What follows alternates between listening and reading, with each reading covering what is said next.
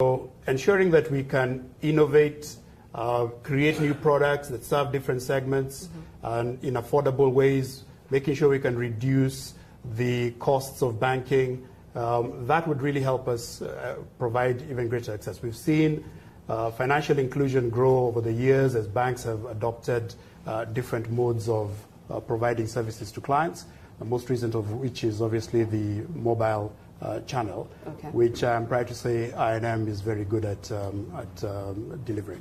Absolutely. So Faith Ngina asks, what are the different types of tools provided to the investors to keep track of the activities going on in the stock market? Well, a lot of them are moving more and more onto digital platforms. So whether they're coming onto the mobile space, or where you can track through different applications how the stock markets are doing. And I expect that as we see more and more people participating in getting the information from various counters, various information providers, we will see this. Okay, you had spoken a little bit about money, the mobile banking, but Lazo Mint says, with that move towards mobile money, what is the future of banking? Well, banking is about actually trying to solve customers' needs. Mobile is a channel that provides greater and faster access, more personalized access to clients. And I expect that we're going to see this channel develop over time. And I'm sure there'll be other technologies that will come along the way that banks will leverage to be able to serve their customers even better. Okay, so over to interest rate capping. That's one that seems to be trending. That girl every day at Nyambura, Kenyan, says, how will the financial market change in the event that the central bank reverse the interest rate cap? Now, the interest rate capping question is one of the topics that we actually tackled in the session today.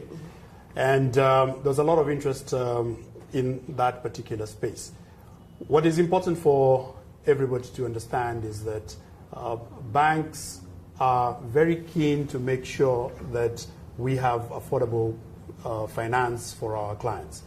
We need to remove the constraints that bring that into play by making sure that anything that raises interest rates actually is removed as a constraint, so that we can then provide affordable funding to our clients. Now, given the situation we are in right now, we have also explored as banks what exactly we need to do in a post interest rate capping environment. If we remove the caps, that means that we go back to the high rate environments that we had seen.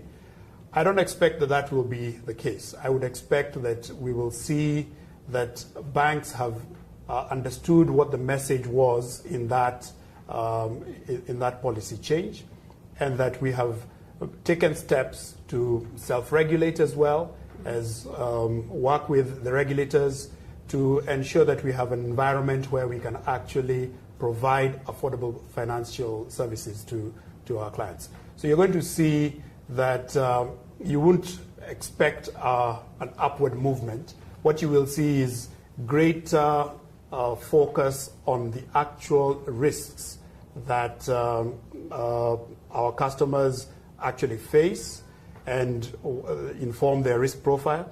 And you will see then that clients are going to see funding levels that are commensurate to their risk profile. We have built in the mechanisms to ensure that the pricing that we have as banks speaks to the risk profiles that clients have, whether they are on a personal level or on corporate space. Okay. There's an interesting question about M-Visa.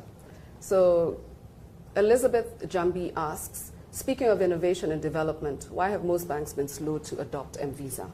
I think we have 6 banks that have adopted it so far. Well, it's just yet another service, and it's actually a question of whether our clients see it as better or complementary to the different channels that they're presently using for payments. So people will always look for convenience, and if they can find that it is a convenient solution, I'm sure there will be adoption.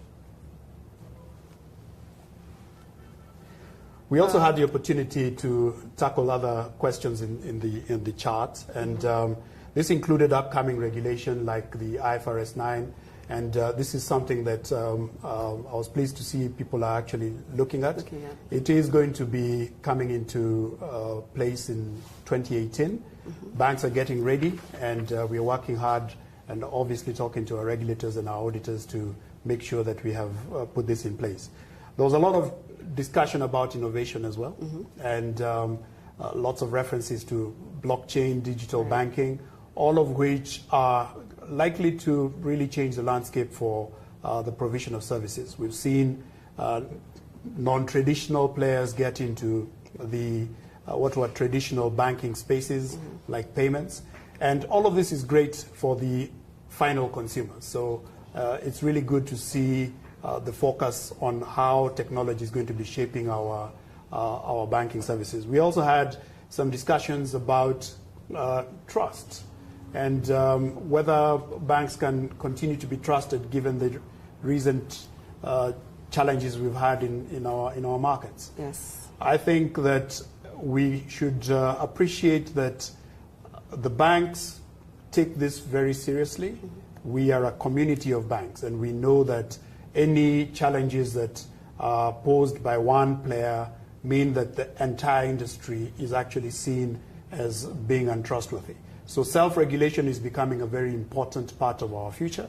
We have just concluded with the KBA on a code that we will then be proposing to the entire banking community on how we can self-regulate, make sure that people stay within the confines of good practice and adopt the highest corporate governance standards. This is important because the only currency that we have as a banking industry is trust, and our customers must trust us. Okay. So what do you see in the next 3 years in terms of trends in the banking, shaping the banking industry? Well, there are quite a lot of influences. We've just discussed one, which is the fast-changing technology and how it is leading to greater and greater innovation. Right. So that's going to mean that you have to adopt, as a financial institution, you have to adopt these technologies and see how you can actually leverage them for providing services to your clients, getting closer, understanding your clients better. So that's going to be an interesting one to watch. The globalization that we have seen in the financial sector is an important trend as well. We have seen that it comes along with some challenges with respect to particularly how we interact across borders and make sure that we don't transport any risks from one market to the other. And quite rightly so. This is the focus that you have then seen in recent times about greater disclosure by our customers on what the sources of their money is and what they are using this money for. This is important because it is then leading to some challenges around whether or not some jurisdictions should be working with other jurisdictions in the financial system. And this poses a challenge to the ability of the international financial markets to actually work. So with the fines that we have been seeing coming in from regulators, the additional challenges of heightened regulation, that's going to mean that you may see responses to this coming in innovative ways as well, as regional markets perhaps look to solve for their customers' challenges in this space. So quite a lot of interesting challenges that will also shape the way markets respond. Okay, so let me see if we have any more questions.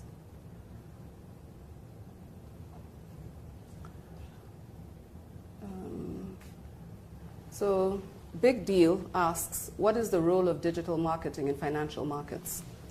This was also a question that we tackled in the CEO chat as well.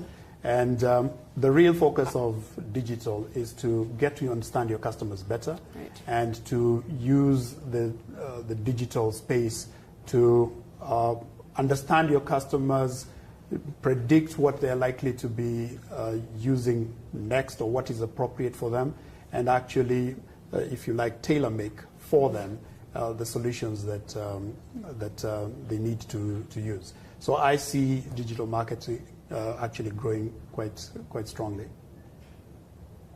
Okay, so another question is, oh no, that's an interesting one. Do you see one that stands out? How safe, Ms. Ngina asks, how safe is it to invest in emerging market stocks?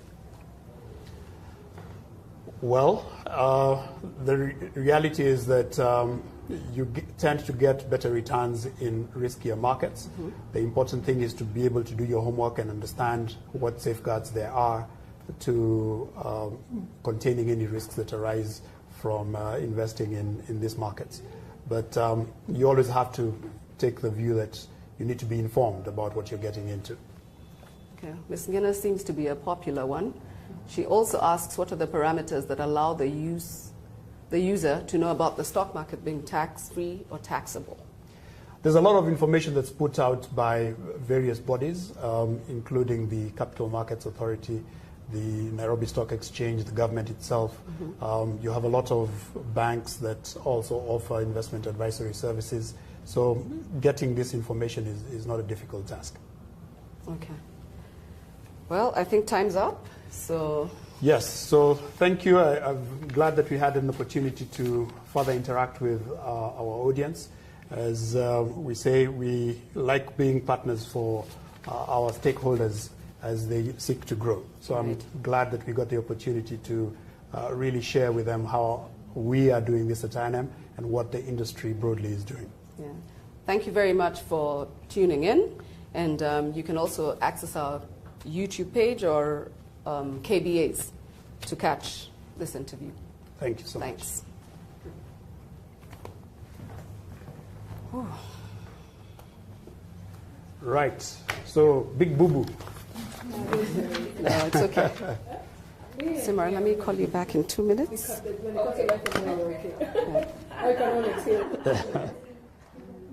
Sorry? Thank you, everybody. Yeah, well, I've never fluffed my lines, which was very interesting. Good job. Good job.